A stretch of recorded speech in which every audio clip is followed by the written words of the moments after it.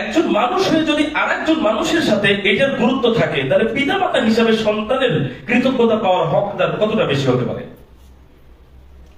এটা আমরা খুব সহজ উপলব্ধি করতে পারবো। দেখুন, একটা হাদিস পেশ করি এখানে, সুনান আবু দাউদ শিষ্টাচার অধ্যায় 4811 নম্বর হাদিস।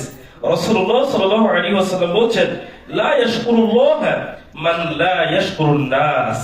যে মানুষের প্রতি কৃতজ্ঞতা প্রকাশ করে না, সে আল্লাহর প্রতিও কৃতজ্ঞতা প্রকাশ করে না। অর্থাৎ যে মানুষের কাছ থেকে সাহায্য সহযোগিতা পেয়ে, মানুষের কাছ থেকে কোনো উপকার লাভ করে মানুষের প্রতি কৃতজ্ঞতা প্রকাশ করে না, সেই ব্যক্তি মূলত আল্লাহর প্রতিও কৃতজ্ঞ না, অকৃতজ্ঞ। দেখুন, এখানে কিন্তু আমভাবে মানুষের কথা বলা হয়েছে, এখানে কোনো নির্দিষ্ট করে পিতামাতার কথা উল্লেখ করা হয়নি, আমভাবে।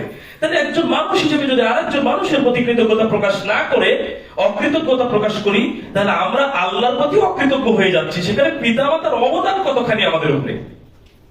যদি সেই ক্ষেত্রে অকৃতজ্ঞ হই, তাহলে এটা আল্লাহর প্রতি কত বড় অকৃতজ্ঞতা হবে।